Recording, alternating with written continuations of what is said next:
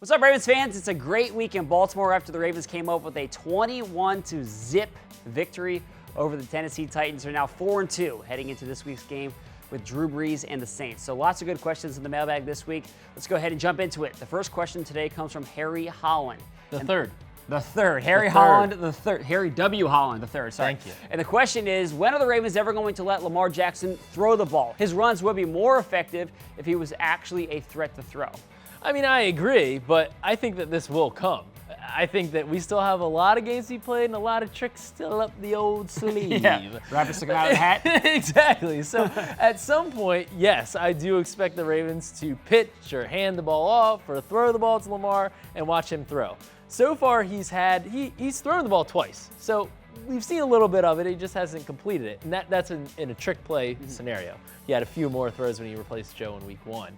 But yes, I think there is more of this to come, but obviously it's not something that you do a lot of. It's something that you set up with a lot of runs. You kind of work on it, you set it up, you set it up, you set it up, and then you pull the trap. Right, well, here's the thing. If the Ravens just wanted to have somebody to go out there and only throw the ball, well, That'd be Joe Flacco, Yeah. right? So the element of surprise is what they're working towards here, and I think you and I agree. I really like the way the Ravens have used Lamar Jackson. It's given them something different. It's brought a creative element to this offense. The plays have been successful. I mean, you're looking at these plays, It's not like there's a ton of negative plays. Not wildly successful, but they've been successful. Right. Picking up third downs in Pittsburgh, in Tennessee, in Cleveland when it's 3rd and 1, 3rd and 2, those are big plays. Yeah, I like what I've seen from him, and I'm going to continue to like it, I think. So, all right, let's keep it moving here.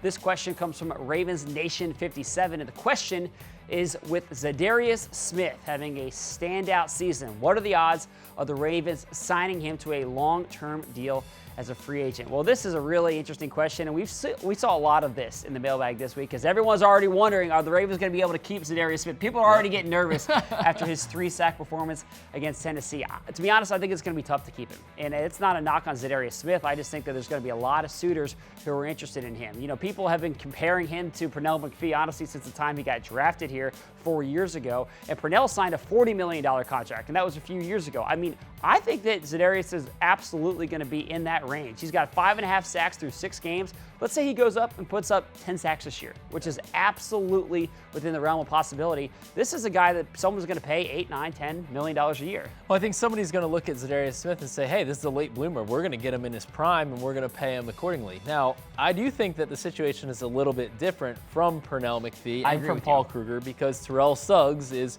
4 years older and 6 years older than when Kruger left. So I think a lot of this is kind of based on Terrell Suggs. If this is Suggs' last year, well, it's a different ballgame for the Ravens, and maybe they are more willing to open up the pocketbook for a guy like Za'Darius. And I think that obviously the Ravens would love to have him here. It just comes down to dollars and the cents. I think they'll make an effort. For sure. The last question is from Longfellow, KWZRD is the Twitter name. The question is, will Gus Edwards, the running back who was just activated last week, will he see more snaps against the Saints? I won't say that he's going to see more. I mean, maybe a couple, but I don't think he's suddenly going to have a big role. But I do think that he's a good complementary piece to what the Ravens already have in Alex Collins and Buck Allen. Look, Alex Collins is the starter, and he's the most explosive running back. But, he's had a few runs now at this point of the year where he's been stopped at the line of scrimmage or even behind. Gus Edwards, because he's a bigger guy and more of a downhill runner, he ain't getting stopped for 1 yard, 0 yards. I mean, he showed that he's going to be a 3 to 4 yard kind of guy, I think fairly consistently because of the way he runs. And I think that that's something that this rushing attack needs a little bit more of right now. It's just some consistency with it. So I like the rookie, coming out of Rutgers. Pretty good school for running backs. I think that he has a chance to really kind of complement what Alex Collins and Buck Allen, who's a good receiver, goal line guy, what they do. All right, so that's all the questions we have time for this week, but we love hearing from you guys every single week, so send in those questions using the hashtag #RavensMailbag. Thanks for watching, everyone. Have a great day.